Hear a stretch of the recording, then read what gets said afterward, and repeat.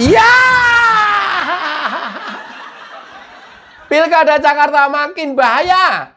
Awas. Siap-siap, lampu kuning. Makin bahaya. Kenapa bahaya? Kenaikan suara Pramdol selama ini dan sekarang menduduki urutan pertama perolehan suaranya, sementara banyak diakui adalah hasil kerja kolaborasi antara Ahoker dengan anak Abah. Endorsement Anies Baswedan sangat signifikan menaikkan dan mengangkat suara Pramdol di Jakarta sehingga mengalahkan RK. Tapi ternyata ini tidak diakui oleh si Dol, anak Betawi asli kerjaannya. Ini dia.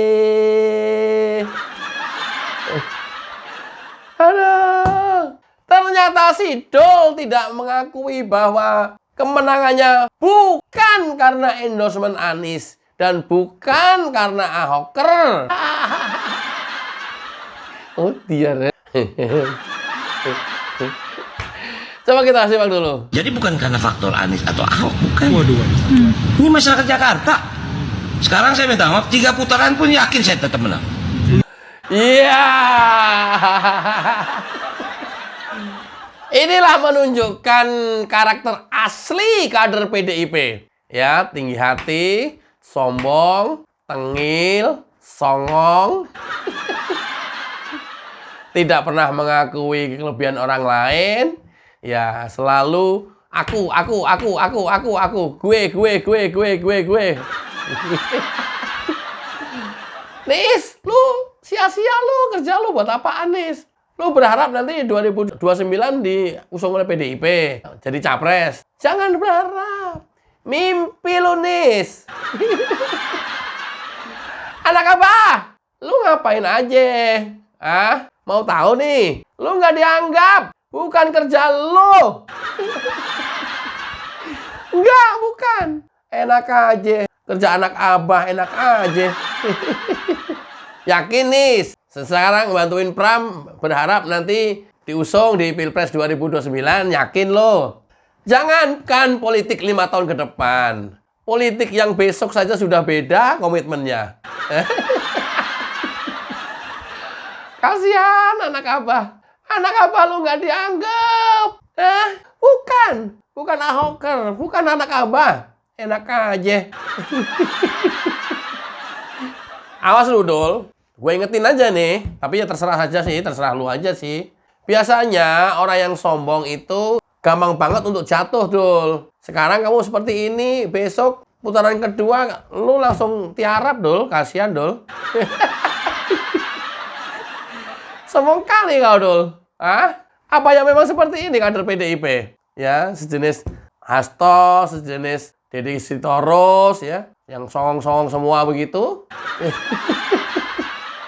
Lo kok si Dol belakangan tadinya kelihatan sopan, belakangan jadi antagonis begini, ikut-ikutan Deddy Sitorus, ikut-ikutan Hasto. Gampang sekali nularnya virus seperti ini nih. Oh biar, kalau sudah seperti ini, Abah anak Abah, lu masih berbangga membantu Pram Dol. Masih, ya terus kan kalau masih berbangga. Biasanya kan lu gampang sakit hati, begitu nggak diakuin hasil kerjanya, langsung baper. Ya, semua orang juga pasti akan seperti itu sih. Karena kan, gimana sih kita sudah berbuat sesuatu, kemudian nggak diakuin gitu ya. Bukan kerjanya anak Abah, bukan. Alah. Mau denger lagi? Coba ya kalau mau denger lagi ya. Jadi bukan karena faktor Anies atau Ahok, bukan. Waduh. Ini masyarakat Jakarta. Sekarang saya minta maaf, 3 putaran pun yakin saya tetap menang.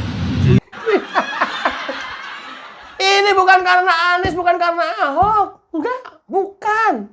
3 putaran pun, jangankan 2 putaran. Gue yakin gue menang. Coba ada 3 putaran. Gue mikir kalau 3 putaran kan lu udah kalah duluan. Putaran ketiga tinggal RK doang.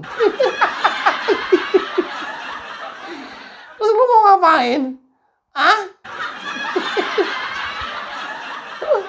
3 putaran pun kita tetap menang. Jangankan 2 putaran. 3 putaran pun kita tetap menang. Ya udah, namanya juga orang lagi lose control, euforia, ya sekate-kate lah nggak apa-apa lah.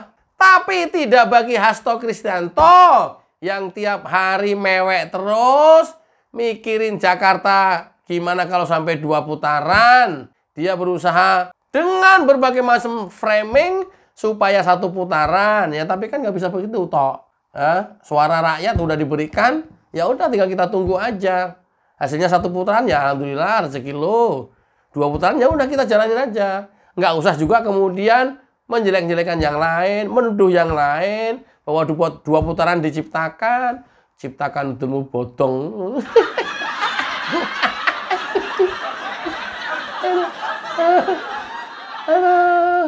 Di satu sisi Sidul mau 3 putaran, di sisi lain Hasto 2 putaran aja takut.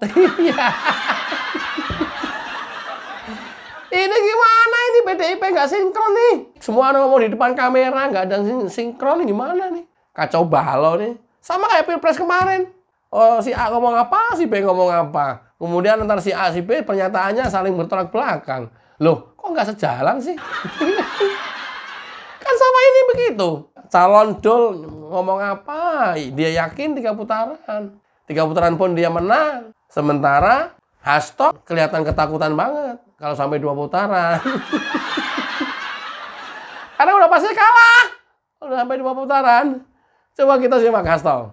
Untuk itu seluruh relawan, simpatisan, anggota dan kader partai agar waspada karena ada pihak-pihak tertentu yang mencoba memaksakan di Jakarta agar 2 putaran.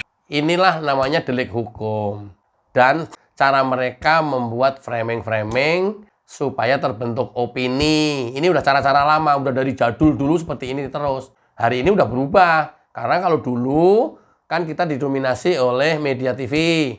Orang lain, rakyat tidak mampu ngapa-ngapain terkecuali hanya melihat dan menikmati. Kemudian tinggal percaya aja apa yang dibuat framingnya mereka. Hari ini sudah nggak lagi. Hari ini rakyat siapapun sudah bicara di depan kamera. Dan sudah bisa disiarkan kemana-mana. Ya, lu mau framing apapun nggak akan mempan. Malah jadi bahan ketawaan. Malah makin hari, makin orang nggak simpatik ke lu. Gue kasih tahu nih ya. Makin hari, makin muak ke lu. Ya, makin hari, makin enek. Lama-lama nggak mau pilih loh. So, coba kalau diminta untuk membuktikan ada sekelompok orang tertentu yang berusaha untuk Pilkada Jakarta supaya 2 putaran. Coba kalau suruh membuktikan, ini kan asbun sebenarnya. Itu yang saya sebut framing untuk membentuk opini. Ya, sehingga seolah-olah memang ada orang yang menciptakan ini. Nggak ada. Setan kali yang menciptakan ini. Mana ada. Tuyul mungkin. Nggak ada. Saya jamin nggak ada. Menciptakan 2 putaran, menciptakan 2 putaran. Udah sekarang coblosan. Udah kita tinggal nunggu. Mereka berjenjang. Ya udah tunggu aja. Siapa yang menciptakan menjadi 2 putaran atau 1 putaran? Ya lu kalau bisa. Kalau ada orang lain menciptakan 2 putaran, lu kalau bisa, lu ciptakan dong 1 putaran sekaligus kamu menang. Bisa nggak? Toh. Alas, toh. Tiap hari kok yang dibangun framing-framing. Toh, ini mau jadi apa toh? Semua kader partai, simpatisan agar waspada karena Pilkada Jakarta ada yang sedang menciptakan 2 putaran. Gundulmu. Enggak, gue mikir aja nggak nyampe gitu. Gimana caranya gitu. Aduh. Bukan kok, apa ya, tega-teganya ngomong begitu. Tega-teganya membuat framing seperti itu. Terkecuali kalau memang kita sudah memegang bukti awal, kemudian kita membuat framing atas bukti itu, tapi buktinya tetap kita simpan. Terkecuali, kan ini kan satu pun nggak pernah, nggak ada. Hanya asbun doang.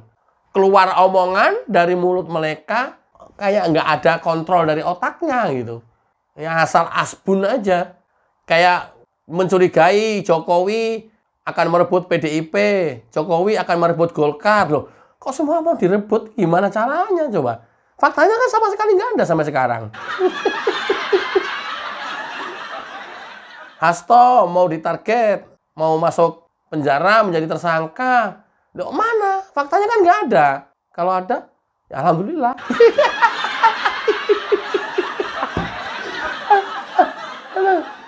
Kayak gini-gini kan merakyat kan hari-harinya kan ngikutin terus. Terus alah lu 1 tahun yang lalu lu ngomong begitu ya nggak ada faktanya. Kemudian setengah tahun yang lalu ngomong lagi nggak ada. Pilpres ngomong lagi ya nggak ada. Ya, pemilu ngomong begitu nggak ada apa-apanya. Pilkada ngomong begitu nggak ada agarnya. Kentut doang. Semuanya ini kentut doang. Sama sekali nggak ada. Apa yang diomongin Hasto itu nggak ada faktanya satupun. Nggak ada. Allah. Oke ya, tanggal 16 Desember kita tunggu hasil rekapitulasi berjenjang KPU. Itu menjadi pengumuman pemenang Pilkada Jakarta. Mau 1 putaran atau mau 2 putaran, kita tunggu saja. Tapi Sidul sudah siap, jangankan 2 putaran. 3 putaran juga udah siap.